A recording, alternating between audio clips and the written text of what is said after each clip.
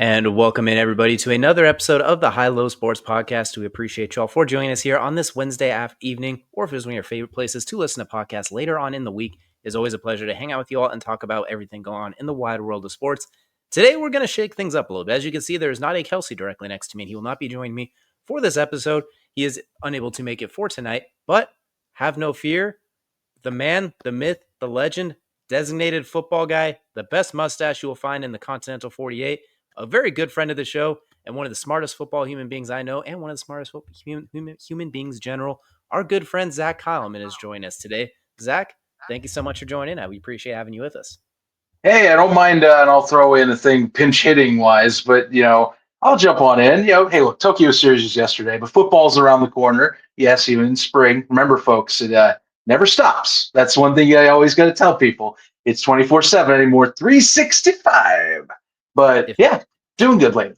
If the day ends in Y, that means it is a football season. That's the way it rolls. It's just that you just got to find out which football season is. So in case anyone can't tell, we're going to be talking about UFL today. We're going into year 2 of the UFL. So without any ado, we're going to go and jump into our opening segment known as the tip-off, brought to you by our good friends over at SeatGeek. Use code BellyUpSports. Get yourself $20 off your first order, whether it is tickets for a comedy show, a sporting event, or concert, literally anything that requires tickets. $20 off your first set of tickets, but only the first ones. You only get to do it once. So don't try and, don't try and go back to the well too many times. So as we mentioned, we're going to start with the UFL. So we're going into year 2 now. Last year was the debut. XFL, USFL combined forces to give us the UFL.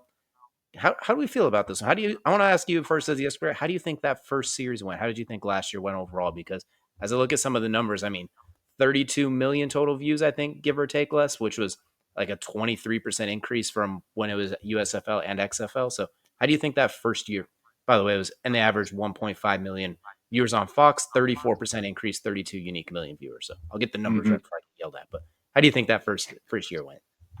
Well, I'll tell you, I think overall it leans positive. Some mixed results in some areas, of course. The TV numbers definitely were there to support the merger. That was the main thing: was can they get the audiences combined and create a more unified product with people that are interested? And it seemed like that's what they accomplished. They got what many felt was one of the best seasons of spring football since really I would say the interest has peaked up again back in 2019, 2020.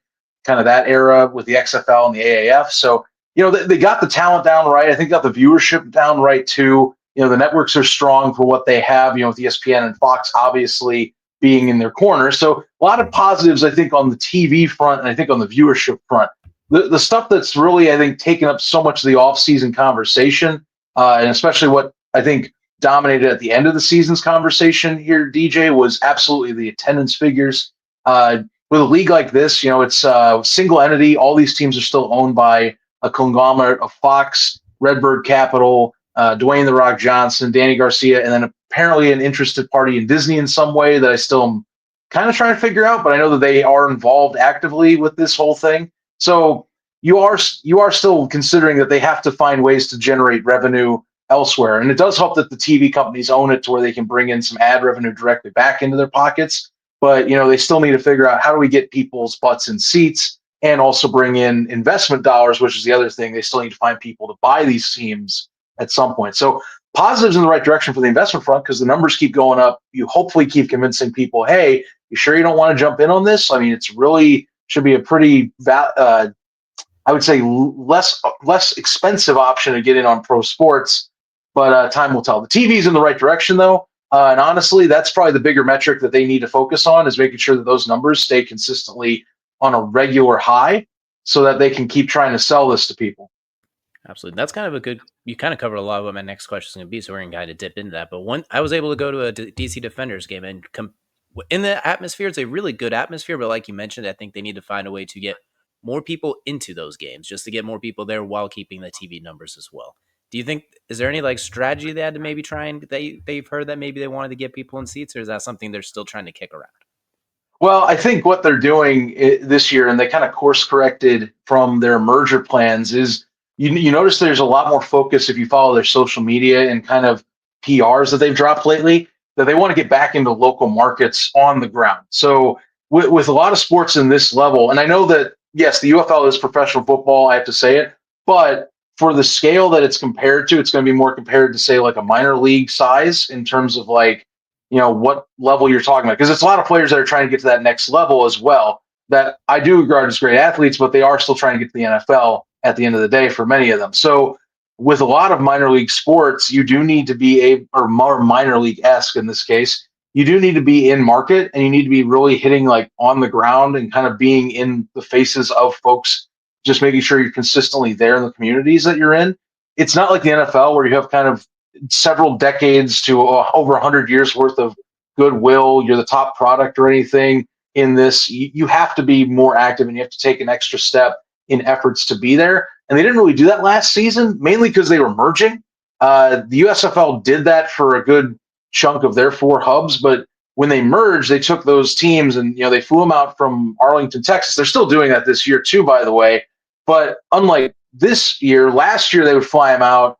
There wasn't much they were doing on the ground or really like talking with local businesses or meeting up with people. There was some sporadic stuff here or there, but not the same scale they're doing this year. I mean, I don't know how much have been following like the Memphis Showboats accounts, like the Michigan Panthers, but they've done a lot of groundwork to like really make sure that they get their presence known in those towns more this year. Memphis actually, especially, they put a community calendar lists out. They're trying to do anything and everything to get that market up. And it was the least selling market last year. So they really have to push an emphasis to kind of catch them up with the rest of the league. But, it's going to take some time. They have to full commit. And this is something that, it'll help in the long term if they can keep getting and showing that they're in these communities, because that's the next big challenge. The TV numbers are one thing. And I think the networks are definitely committed to focusing on that, obviously. And they have ways of doing that. Fox is trying out Friday nights to see if their showcase for sports is going to work with UFL, which they've been doing a decent job with other sports in that regard with the Friday night showcase. So they got that locked down. Now, what can they do in terms of like marketing and ticketing to kind of boost those sales, which they're still having troubles with, because talks are right now that they're still behind on sales compared to even last year. Which, yeah, it's a big it's a big question mark right now for the league. Yeah, absolutely, for sure. And I'm curious too, with some of these, there's talks to expansion. They did discuss the expansion process. So they did launch it in, I think it was November of last year, if I'm not mistaken, with the plan to bring in a couple of new teams next year and they get up to 12, I believe it was in 2027. Mm-hmm. Do you think those plans are kind of on track? Do you think there's still a positive momentum in there, or do you think it might be stagnating? You see, I don't know. I haven't heard like anything definitive really, just from my end. But I know that they would like to get more TV markets involved. Obviously, that's what would help. You're thinking about ratings, and yes, there are definitely people from these markets that were former XFL teams. More often, USFL, mostly was hubs, so it's a little different. Although there were talks to get those teams to market in 2024 before they merged. So there are markets they can explore from all the brands they own. And I think that's the big thing is, what can we go to that would help boost our TV numbers as well and would probably sell us more tickets where we can kind of at least slow down that question of like empty stadiums or fan bases that aren't supporting. The optics of it, I'll tell you, that's one thing I've learned a lot from this experience, especially following the USFL with the hubs.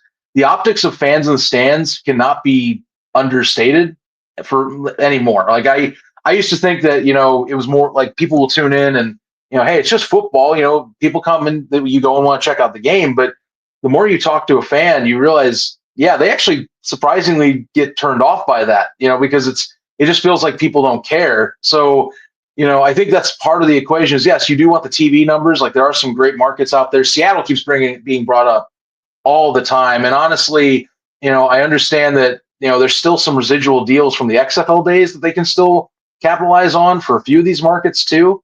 But it really just depends. Can they do it logistically? And will they be able to successfully translate that to successful numbers? And I think that's what they're putting out there is like, hey, we want to do this, but we need to hear from you, the city, if you're interested as well. And, I'm wondering if Seattle's been in talks to try and get them there or not. Hard to say. But I think that's what they're looking for is what cities would be interested in us to possibly have us come out there, and then it's beneficial to us. And we feel that the market's beneficial to our overall growth and showing investors that we're growing and getting better numbers because of it.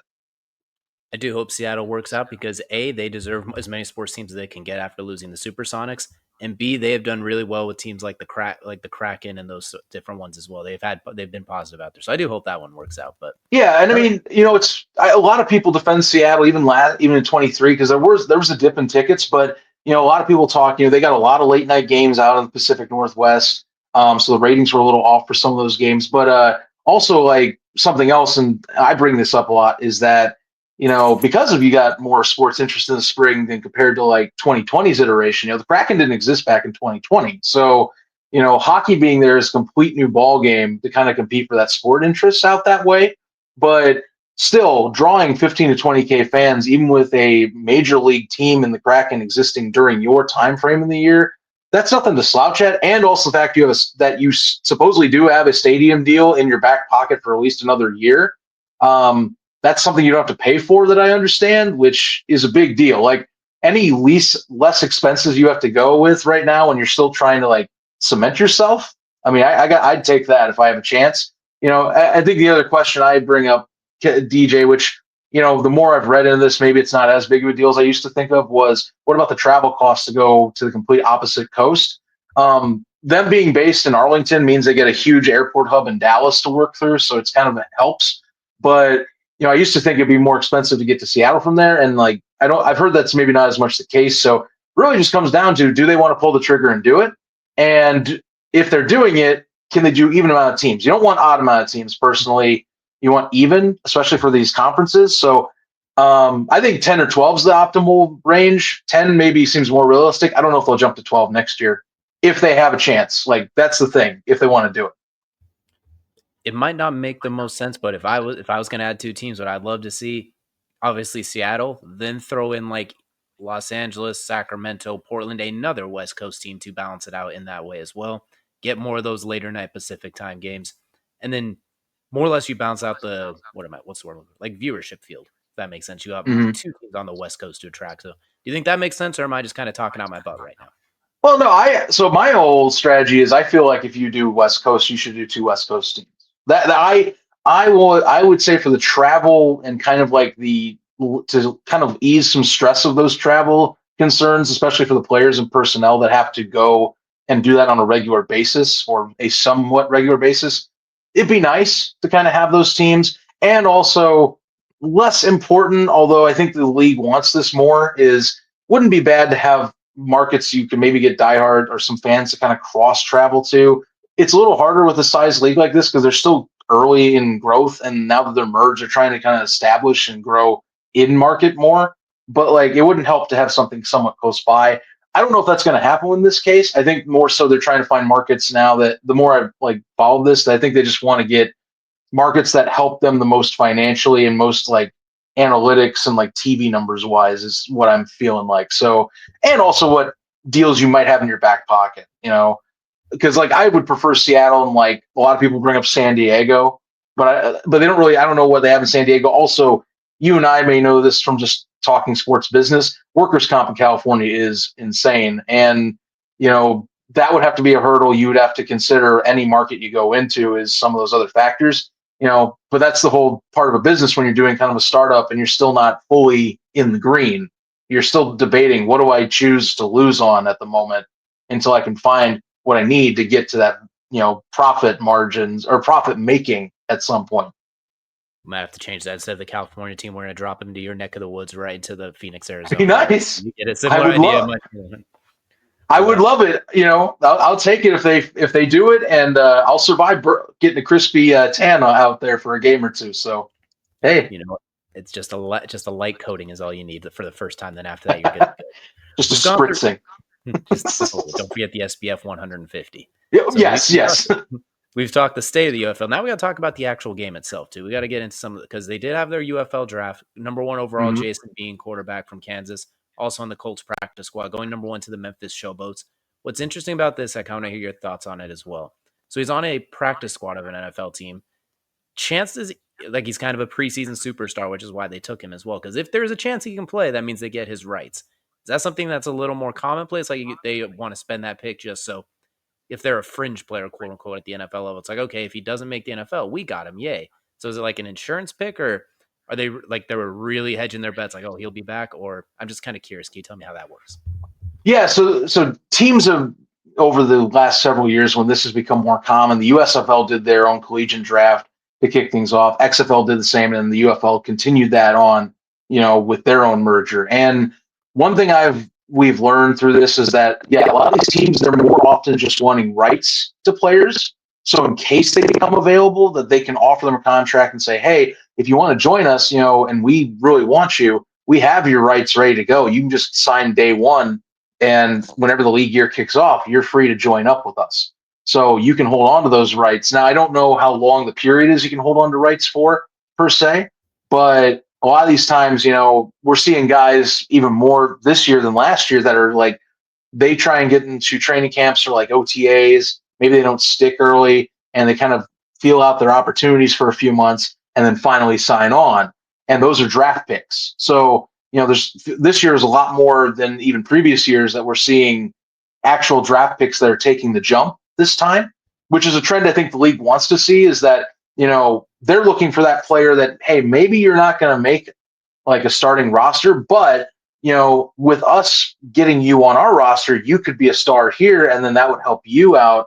Or, you get a place where you become kind of like a league veteran, because that's also becoming a regular now. We're seeing guys that are spring football veterans that have been playing now for 4 to 5 seasons at this point, depending on the league. So that kind of dichotomy is present with these draft picks. And I think that's the thing is trying to convince them more and more, especially like agents and those that are like in the industry, like, hey, this is a good avenue for your player if you want to come here. But more often than not, it's still rights based. It's still about just locking down, hey, I could possibly get this guy. Because like, yeah, Jason Bean, I love the thought of Jason Bean playing for Memphis at some point, like in down the line if he doesn't stick. But look, if he impressed it and went into Colts camp, obviously I'm going to be rooting for the guy to get and stick where he needs to. And also, these guys when they get the practice squad, as we both know, practice squad makes a pretty nice penny. If you're able to stick, I mean, you're making six figs, like like easy. Like I think it's like 140K right now for these guys to do practice squad for a season. So like, As long as you're not living in California, you're living nice. oh yeah, you're doing okay. So, that's the thing is like obviously they until the numbers meet for both sides, which I know it's a kind of future showing off the discussion here. We're talking, obviously practice squad is still the way to go and or getting signed on for a contract. But we're seeing more guys that say they can't make these rosters. They are taking that chance. And I think the league benefits from it because they want younger talent and they want to start seeing guys that they've recruited and found that can work their way back up. But yeah, this year in particular, definitely have noticed a trend where there's a lot more draft picks taking that jump this year than in previous years. And it's, I think for the UFL, they have to be pretty pleased to see that. Absolutely. And I kind of want to circle back to Memphis because I'm looking at their draft list too, and they had the number one pick for a reason. We will leave it at that. But we'll say play like they earned that number one pick. But in Oh, yes. addition to Jason Bean, I mean, Blake Watson, the running back out of Memphis, Ethan Anderson, the nose tackle from FAU, Jalen Coker, the receiver out of Holy Cross. They Mm-hmm. brought in some names with their picks too. So I'm curious, but looking at the draft, who do you think are some of the teams that really won this draft? Because there's some very noticeable names on here. Who do you think had a great offseason for drafting? Yeah, so like for me, I know you're a lot of times when I'm looking at like the rights, yes, quarterbacks are great. I think though with a league like this, you really want to solidify and get and locking in either rights or getting guys landed that are honestly offensive line talent or honestly O line, D line, more often not O line talent because it seems like that is a stress point right now for the league and also for these leagues where like the NFL, any good lineman is instantly snatched up. They're not a dime a dozen. Like that's a commodity anywhere you need to go. So I think if the UFL can find a guy that they feel like they can develop and draft and get in, then they're honestly, I think, feel like that's a win. Like, I'll be honest with you, Arlington, I thought I'm curious to see Griffin McDowell. They picked him up, and actually he signed on to his contract. Now, credit cuts are coming up here tomorrow, so we'll find out if he makes that roster. But again, I see guys like that. A tackle from a smaller school, maybe someone saw that and went, this guy's got some raw talent. Maybe we can kind of develop him a little bit, and maybe he could excel at this level, and that it helps him get some looks too. More often than not, we've seen guys that are special teams or like receiver talent that's gone to the NFL so far. But I think the NFL wouldn't mind, and coaches would not mind seeing positions like tackles, guards, and centers getting a committed place to be able to develop, that they don't have to worry about in season developing these guys as much. They can just have somewhere where, like, oh yeah, you went to a reliable spot that has committed, pro coaches and training, and we can kind of see that you've made progress. Yeah, we'll sign you on. And more teams have been doing that in getting to training camps and signing players. Now we'll see if any of them can stick at some point. But I think that's a place they want to watch, and the NFL would be happy with, is that they see that a place like that's developing talent, and the UFL wants fresh talent at that spot too. There's great names that are linemen in the UFL that have had great careers and great years recently, but like any pro player, eventually the fall off does happen. Even in the UFL, it's the same case. So young tackles, guards, and centers, I'm always looking for those. If you can land those, I think you did a great job drafting and convincing your guy to come over, if they were showing that was the best opportunity. 100%. You can never have too many big men, for sure, especially when it's a thin pickings, if you will. So the more you can get, the merrier, for sure. I might have to eat a few more pancakes and see if I can get onto a roster for it. But looking at it too, every year in every sport, we see like a really bad team that just makes a random jump and is awesome. Then we see a really good team that just falls off the cliff. I'm curious, who do you think this year has a good chance to be that sleeper team, someone who's maybe in the bottom 3 or 4 that can maybe jump up and make a push towards the title run? There's a lot of talk around Memphis being that team right now. Ken Wisenhunt, obviously, you got a change in coaching regime, and no offense whatsoever, John DeFilippo, I have mad respect for him taking that role and what he did with the Breakers in 2023. But unfortunately, the roster they brought in, a lot of veteran guys that we thought was going to excel last year, that unfortunately had a massive fall off in performance that really led to them suffering across the board, specifically in pass protection. Which didn't help the Case Cookus, who is now, again, he's with Birmingham, but he's likely not going to be the starter. He took a beating for his 3rd straight year in a row at that point. They really needed to revamp the line. I thought they did a decent job with kind of addressing those issues and getting fresh faces in that regard. So, a lot of the guys from last year's team kind of got cycled out. So they have a lot of new fresh bodies, or different bodies from different places in the UFL, to kind of test those different spots out. But to me, I think what they did is they brought the best of both worlds from last year's team with this year's, and they revamped the defense a ton. Jaron Horton coming in, former Pittsburgh Maulers defensive coordinator and assistant head coach for the Maulers at the time, with his father as well, Ray Horton.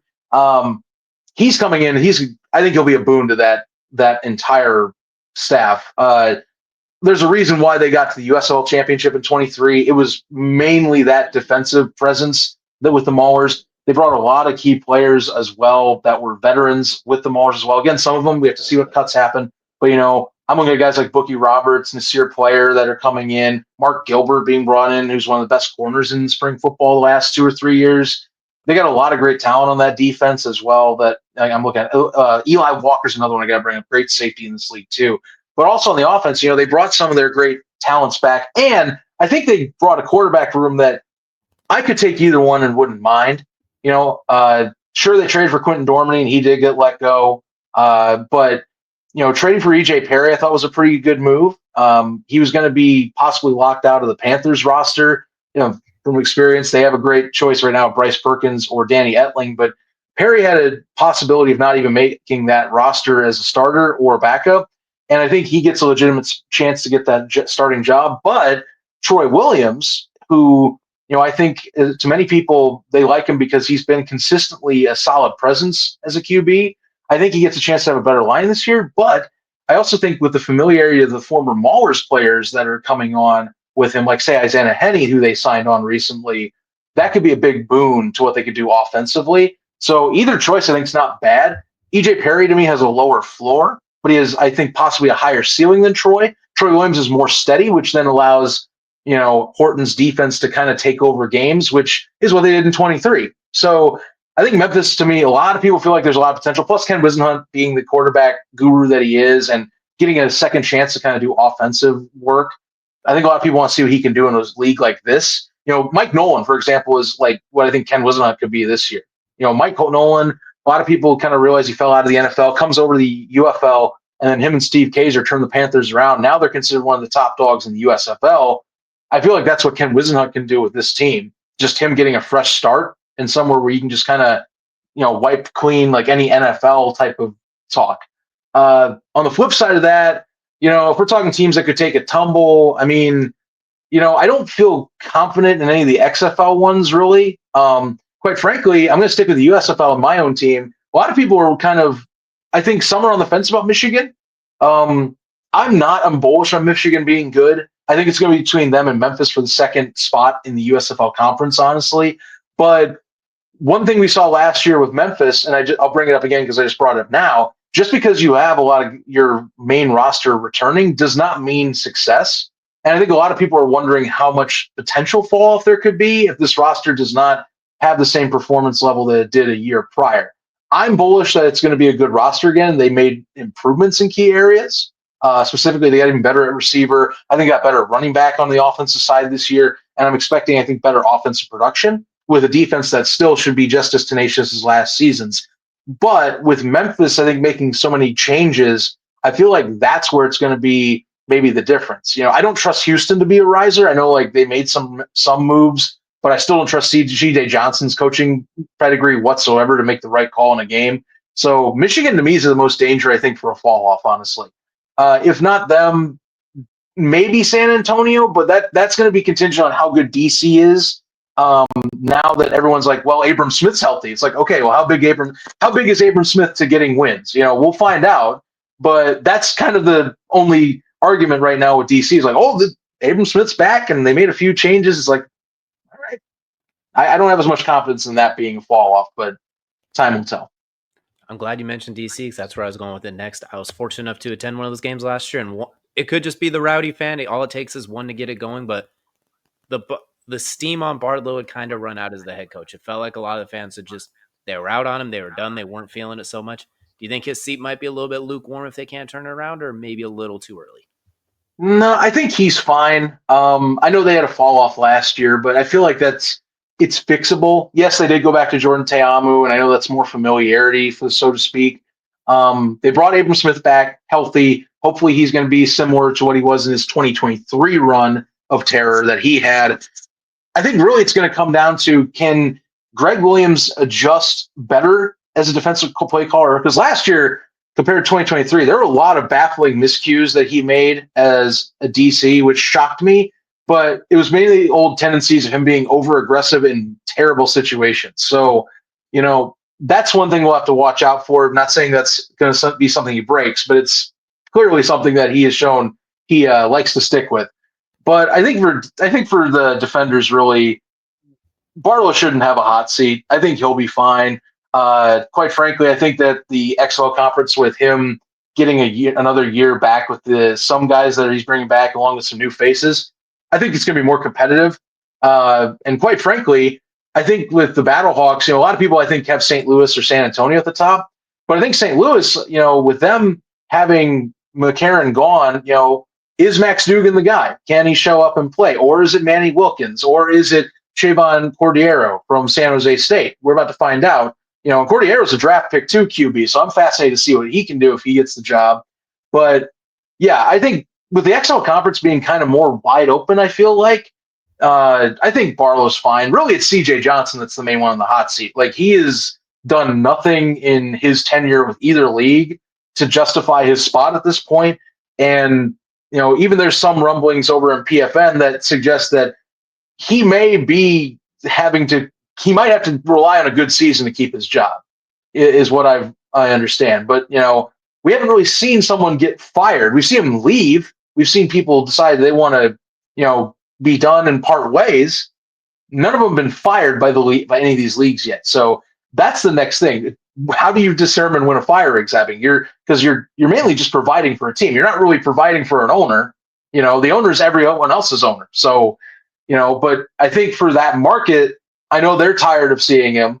And I think this is to be his last chance if I were getting public pressure to find somebody else to rock that Roughnecks brand, especially since it used to be Wade Phillips rocking that, by the way. And some people felt it was a bait and switch, but that's part of the merger, though. That's honestly nothing they could do about that. Absolutely. That is interesting. That's the baby steps to build the league. Next step, we need somebody to we just need somebody to get fired. We're building our way up there. Yeah. So it's a cynical way up the business ladder. Um, I love that you pointed out about Greg Williams before we move forward too, because when you see the DC Defenders, you had two NFL caliber corners, like Garyon Conley and DeAndre Baker, guys who played in the NFL, and yet the amount of times you basically left them out there like survive because of the over aggressiveness, sending 13 Hmm. man blitzes in a weird situation or whatever. So the Greg Williams calling card never dies. But we've talked about some teams that could rise, some that could fall. But now is the most important question of them all. Can anyone top the Stallions? Like, are they really going to just continue doing what they do? I mean, Matt Corral, you mentioned Case Cookus, who is still the only quarterback I've ever seen get a targeting penalty and get ejected, and it's still hilarious. Top to bottom, that roster is still absolutely loaded. Like, can anyone top the Stallions? They're technically on a three-peat right now if you include USFL. It's funny with the UFL podcast. I for the sake of discussion and for the sake of doing a show, I have to be open with saying like, okay, let me look for chinks in armor and whatnot. But with that, Birmingham fans are passionate. Like, hey, we're the top dog. We're 3 times in a row champ. We're three-peating this whole thing. Who's really going to stop us? And I mean, to be fair, it's a great question because, quite frankly, yes, Zach Potter did leave for Sacramento State to take the general manager job out there. Big loss, but most of his job was already done by the time they got to camp, even after they made changes. So that roster is basically year 4 of Zach Potter's roster. Now it'll be in season management that's going to be a bigger question. But I'll tell you, it's going to be tough. A lot of the returning talent is already stellar again on this roster, as it has been all across the offensive game. And not to mention, they brought back Alex Magoo and they have Matt Corral. I know Case Cookus, honestly, Case Cookus could probably go start on another team if he wanted to. But realistically, Cookus to me is probably going to be the number 3. Corral and Magoo is going to be the bigger conversation. And honestly, I don't know how you decide that because Corral was here last year. I feel like he was ready to be the waiting in the wings guy to kind of be heir apparent. And all of a sudden, Magoo became available. And I mean, I get it. Skip loves Alex. I would say he's been, since I've been watching spring football, one of if not the best talent that's played since PJ Walker in this space. So yeah, how do you not pass up on bringing the Golden Boy back to kind of rep and play some games again? So either way, I think you're going to be doing fine. Matt Corral showed last year he can lead this offense just fine, and he'll have another year under his belt. Alex Magoo is still. I've seen all the practice photo and like joint practices. He still looks just as good with his arm as he was when he left in 2023. Hard choice, but either choice, I mean, he got plenty of talents here they can go to. Ricky Person coming back with C.J. Marable once again being another year under his belt. That running back crew is stellar. Jay Sternberger coming back as well. Michael Petway, Marcus Ball, Jordan Thomas. Which they, by the way, this is the roster in tight ends alone. They still have to cut that down. But all 4 of those guys have had starting positions at some point in any of these spring leagues. So you talk about that. Deion Kane getting a return as well. I mean, I could keep listing off names that are just stellar pieces they've brought in and or have rotated. It's a good roster. If I had to pick a team off the top of my head to compete, I'll lean in and be the homer pick. I'm bullish. I think Michigan can get it done for at least one of them. I don't know if they can overtake them, but this team, to me, having that whole team back with another year, I don't think it'll be like Memphis where they'll fall off. I do think they can challenge Birmingham this year to at least see if they can win that USFL conference. It's going to be hard, though. Like, seriously, this is, to me, the best team on paper right now in the league. On the XFL side, if they do get all the way back to the top, I would say I'm slightly leaning back St. Louis on this, but quite frankly, depending on how good any of those rosters are, it could be any of those main 3 between San Antonio, DC, or St. Louis. Still not high on Arlington. I know they have Luis Perez. I know they have a lot of great offensive weapons, but I'll be honest, Bob Stoops is a spring football coach I've had no trust in since he's been in this space. And I still think there's some defensive questions I have with that team to speak before I can fully rely on them being a competitor and maybe knocking off Birmingham. Now, I think Birmingham will take a loss at some point. Question is, who will that be? I don't know. But my money on the XL side would probably be slightly towards San Antonio again. AJ Smith's offense is just very quick time and fast paced. And as long as Wade Phillips defensively comes to play like he usually does, and we don't see a lackluster performance like we saw in the UFL championship game last June, that's probably the most likely you'll see that they'll get one stolen again. Maybe I'm wrong. Skip Holtz never loses twice in the season to an opponent, by the way. Fun fact. So that's my best guess. Otherwise, maybe St. Louis. But I'm bullish on Michigan can get it done. That's my main one right now. And for the fellow degenerates out there, if you wanted to bet on the UFL champion, Birmingham is the favorite at plus 200, but the St. Louis Oh yeah. Battlehawks not terribly far behind at plus 350. DC Defenders plus 600. San Antonio also plus 600. And your Michigan Panthers, 650. So Birmingham clearly Eh. the favorite, but San Antonio, or not San Antonio, excuse me, St. Louis, very surprisingly close. So you know what? Maybe we'll have to definitely see. I think a lot of people, my honest take on that, because St. Louis always, like last year, they were the same deal. They were up there. And even in 2023 in the XFL, they were up near the top. And I think it's, yes, they do bring up some amazing talents. That roster does have a lot of good pieces that came back. I think there's a good argument for any of the quarterbacks that they have if one starts. But I think it's also a lot of people. I think the bettors lean into the crowd and the home field advantage as being such a vital piece to their performance. Because I mean, dude, you're bringing in 30K a game, and that no other team can argue that they have the home field advantage they do. And I feel like that does affect some of those teams coming into town. So I'm with you. Plus, if they do get a championship bid, which the league won't admit it, but if they would have made it last year, that place gets packed. It would have easily popped off as their record for a game since the NFL left town. So, yeah, I understand bettors in that regard, and I think it's a lot to do with it is that home crowd I think pushes that number up a little bit more just to beat the others because the others don't have that. And selfishly, I kind of want them to now because I want to see that number two. I want to see that stadium. I'm curious. I'm curious. Okay, I think you can get 50K in there. I really do. I want to tempt fate. I want to see what is possible. I want to dare walk on the edge. But that's going to do it here for the tip off, which is now going to take us into the main event. And for the main event, don't worry, everybody. Zach is still here. He is going nowhere. We're still talking UFL, but we're going to pivot to everyone's most favorite interesting topic is the labor disputes that are coming along with it. For those of you who haven't got a chance to check out Kelsey's breakdown video, we'll give a quick summary here. How was the union chosen? Chosen by the workers to represent them through a union election. Results of this vote will be verified by the NLRB or an employer who can voluntarily recognize them. Following recognition, members elect the representatives from the membership. How does this apply to sports? Well, it's like a public or private union. Sports unions advocate for pro athletes, sit in a room, negotiate compensation, pension plans, retirement, health insurance. They also protect players from unfair working conditions, establish rules to be followed, and monitor the terms for collective bargaining. We've heard these I'm sure we've all heard this with the professional sports league, the holdouts, the lockouts, et cetera, et cetera. We're all familiar with it. There's kind of a loose frame for those who aren't too familiar. But Zach, I'm going to kind of turn over to you because it does feel like, I don't want to say full on labor disputes but there's a little bit of talk as far as like healthcare benefits, payment during the season, off season, et cetera, going on with the UFL. So where do we kind of stand on that as a whole? So look, right now they are trying to get a CBA knocked out to kind of, I would almost say future-proof what this is going to be in a way.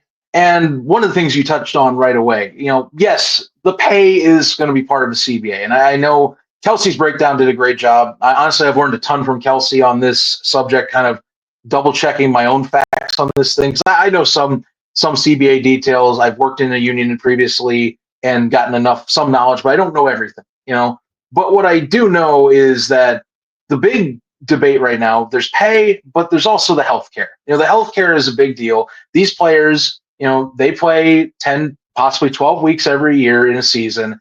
And, keep in mind, they are right now, a lot of these guys are coming back year over year. They're not just staying, not all of them are going to the NFL and sticking in the NFL. It would be great if they did, but the NFL job market's as competitive as they get for football players. So most of these guys end up coming back or they're free agents again and they play for the UFL again. And I think a lot of them, what they want is to have year-round health coverage, at least for the term of their contract. Most of these contracts end in August. Usually upwards towards the end of preseason, they end.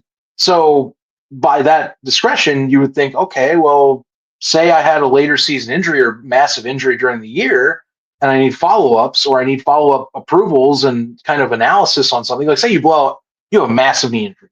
You blow out your ACL and your MCL at the same time. I know it's hard to imagine, but that does happen. Like some of these things do happen in worst case scenarios, and you got to go in for maybe you got to go in for multiple, opinions, or surgery needs to be kind of adjusted, or you have to go clean up and scope a knee or something like that. These guys just want to be able to do that later in the season. And technically, it's still under the terms of their deal through August. Say they don't get picked up by an NFL team because of that. Which more often than they wouldn't. Well, okay, well, you should be able to get the UFL coverage through there if you're still under the league contract. Technically, if your contract kind of gets moved and distanced from once you leave for the NFL, because the NFL would be picking up your tab at that point. But a lot of these guys still get stuck in that ecosystem, and they're going to be back year over year. And so I think what I've just kind of gathered is they want to be treated more as like, because this is more the case, they're kind of becoming regular employees of the UFL. They're not just these contract part-time guys. They're coming back. Some of these guys have played 4 years in this league, DJ, and I think that's what many of them are starting to realize is like, hey, we want to see this as a career path too. Not just like for some people, yes, you get the NFL, that's great, but like a lot of us are playing this to be a career path, and we're trying to set it up as a legitimate union that way. And that's kind of what's being established.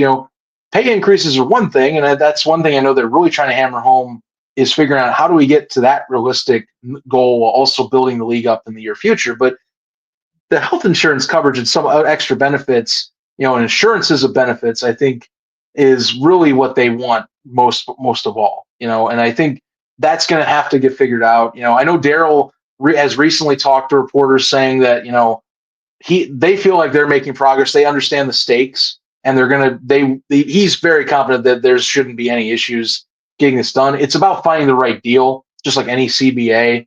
But everyone's got an opinion on CBAs as well. So it's all part of the negotiation process. And Kelsey probably has told you that just as much as he's told me that too, that, people take their own tactics in the hand. Absolutely. And for those who are wondering why we are talking unions, part of that is because UFL players filed a complaint on Friday with the National Labor Relations Board, basically accusing the league of unfair labor practices, with the the UFPA alleging 10 counts of unlawful conduct, including things like denying union access to league facilities, engaging in surveillance of player participation, among many other things. And what's interesting too is, you could correct me if I'm wrong, Zach, but if I'm not mistaken, the XFL actually had a union representing their players before it merged, if I'm not mistaken. Does that sound correct? They did not, actually. So funny thing with that, the USFL had a union. So in 2023, the whole story goes as this. 2023, the United Football Players Association, the current union representation for the UFL, they helped form the USFL Players Association with the United Steelworkers Union. It's the largest union in North America, it's the largest single union in North America. It's covers many other things I've learned from Kelsey, but it's not just steelworkers. They got tons of other stuff under their belt. And so they partnered up with them. The UFPA was at the table. They negotiated that deal. Once that deal got finalized, moving into the second year of it, they basically split ways. So the USW took over. The UFPA was basically parted ways from this deal, and USW handled the USFL Players Association and the merger into last year's season under then the UFLPA. Over the summer, they decertified that union. The UFPA called a vote, and apparently that got decertified. So the UFPA takes over after a vote to allow them to become the union for representation. And so this is where we are now. So it's basically they're basically trying to establish everything with a smaller scale operation than what the USW would be. And so that's the difference. Now, the XFL did try to unionize. That was an effort that tried to happen in 2023. That was also going to be under the United Steelworkers, by the way. They were trying to get them under a similar vein of spring football players. That did not happen. The players did not vote for that. Now, there was a lot of conversation around how that went down, but my understanding is it was a little more complicated than what the USFL's union negotiations were. And, it did happen. They still certified and they wanted union representation in 2024. But that was a little bit, the difference was that the XFL side did not vote for union representation. And they felt that they could get NFL representation in house. That did not happen either. So that was a different contingent because they felt NFL would just step in and come to play, the NFLPA. That was not the case. That never came to be. And if you follow history of like the NFLPA with spring leagues, the AAF tried to do this with Tom Dundon, and if you look into this, so many implications would have to be solved to even make the NFLPA work to where you're not having owners misuse your status as a player in a lower league. So, this is the best avenue. Now the question is, can they get a deal hammered in? And with the UFPA, being a smaller union rep and smaller size than the USW by a lot, how much can they get and how much better can they get? Because the UFPA in its background has stated since they left the USW partnership that they felt they could get a better deal. So that I think is the big pressure is, can you deliver on a better deal than what the steelworkers were giving you? Which I feel like that's part of what's going to be driving their side is, hey, we know we can get this or we feel we can get this and we're going to have, this is our stuff. So that's part of it. And then the other side, of course, is, well, startup league, costs, we got to talk about that, but that's the whole deal, whole thing. So yeah, it's been a long path, but the UFPA has gotten to this point where now they're just at the finish line. Can they get what they promised since 2 or 3 years ago? Is the final bit of this. Absolutely. Before we get into the last thing too, we do got a nice little shout out. Someone does recognize Zach, the man, the myth, and the legend as well. So someone did. Hey. 2 football guys joining the crew for sure. I love this, but good to hear from Hector. It's been a minute, so glad hope you're doing well, man. Good to hear from you. Absolutely. And of course, you did mention too that they're working on the deal. The plan is getting it done. From a release that said they wanted to try and get it done before the season opener on the 28th. Do you think they get it done? Do you think it's in a good momentum spot, or do you think that might be a little tight? Because that is, if my math is correct, 9 days from today of recording. Yeah. So that's a tough turnout. Do you think there's a chance it gets done, or are we playing with thin ice on that one? I am still confident they finish the deal. I know that, I'm just thinking of this in NFL terms. The NFL has avoided a strike since the late 80s. And part of it's because the stoppage for a sport like this, where it is one set of games a week, it's devastating for a sport, for any team like this, because you have less opportunities to play. You have less opportunities to make revenue off of an event.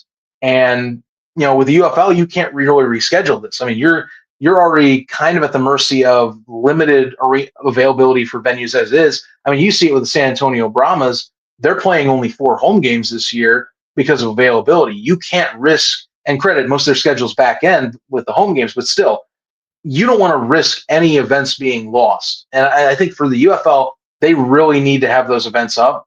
And then for the players, just as vital, again, many of these guys want to get to the NFL. They need that tape. They need that exposure on the ground. And I mean, you're still getting a decent paycheck per game. So you do lose out on, at least if we're checking the old CBA, it would have been a crisp like $2,500 a game. Depending on what you want from the CBA right now, that's even more. That's even more detrimental. So no, I can't see them not getting this done.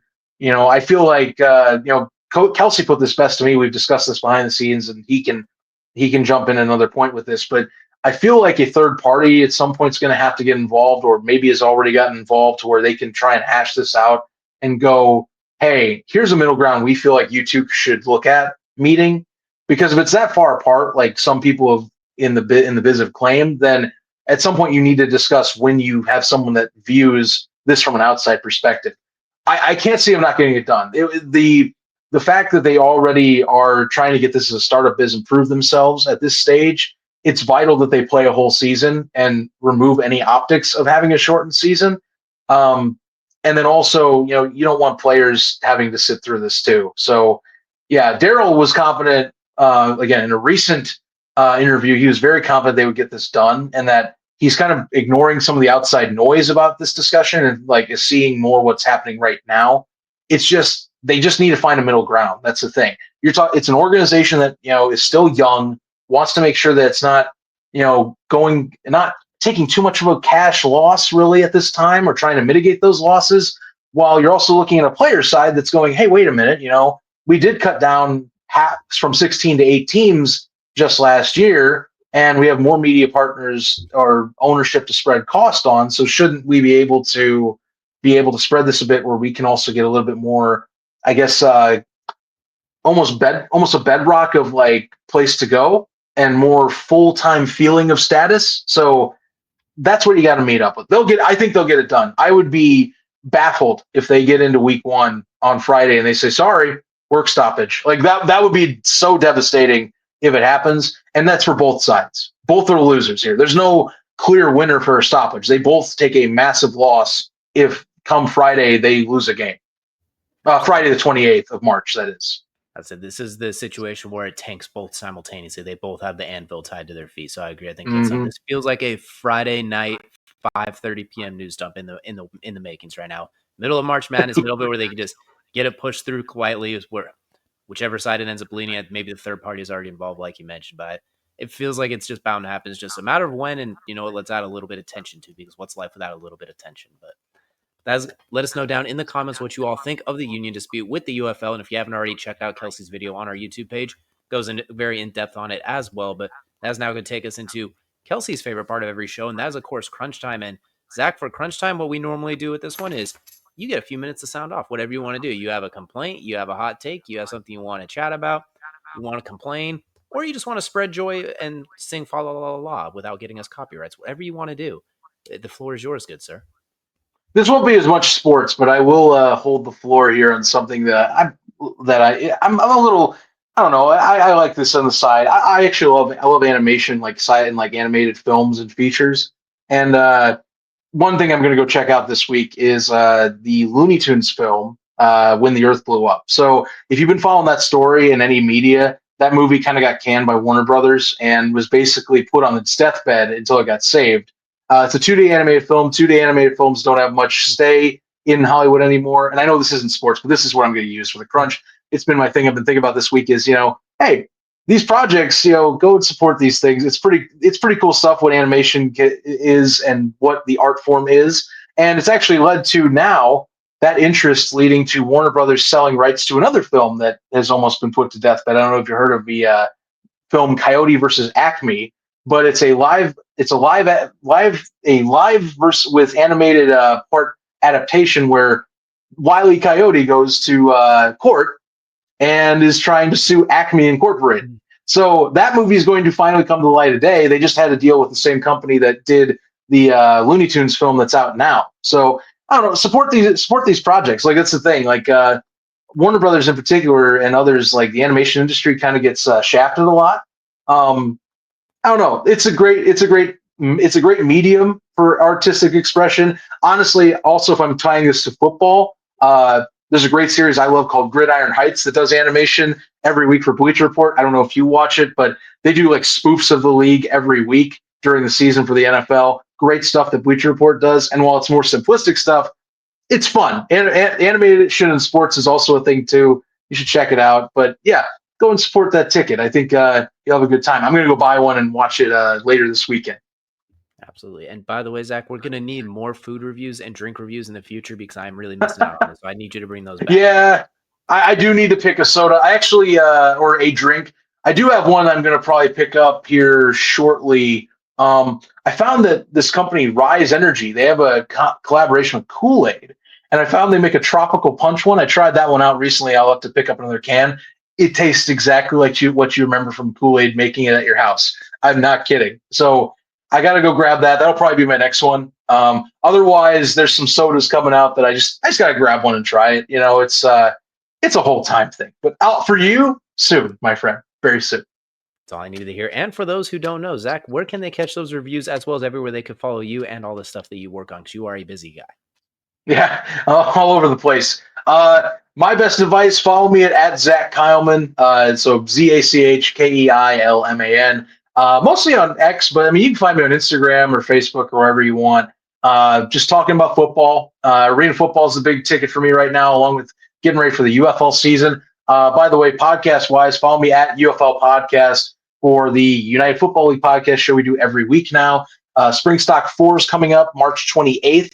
That live stream will be coming up very soon, so we'll be sharing out details for that on that channel. You don't want to miss that. Our fourth iteration of kicking off a spring football season with this show for season 4. It's a big deal. I've been loving to do this with Stefan every year, and Kelsey's actually helped with our summer stock series in the past. So watch out for that too. Also, check out Around the UFL, where Mondays I am on with a panel of my own co-host Stefan, along with James Larson, the best in the biz at Insider Information, and many of our other PFN crew, covering the latest and greatest in the UFL in a live show format. So it's a little bit different. We do interviews as well with the league. We actually had a linebacker coach Kristen Runza from the Michigan Panthers on this past week. We had Luis Perez on earlier this offseason as well. Jay Sternberger, a lot of great guys. I missed out actually on a show with Boogie Roberts and Jaron Horton 2 weeks ago because I had to celebrate my 30th birthday because of a surprise party. But it's a great show. We take a lot of pride in what we do and talk about on there. Check it out Around the UFL on socials as well. Mondays, 6 o'clock Eastern time on YouTube. If you love UFL, you know where to go right there. Zach just laid it out for you. Definitely be sure to go follow him on everything and be ready for those drink reviews for sure. But once again, we appreciate you all so much for joining us here on this Wednesday evening, or if it is one of your favorite times to listen to the podcast later on in the week.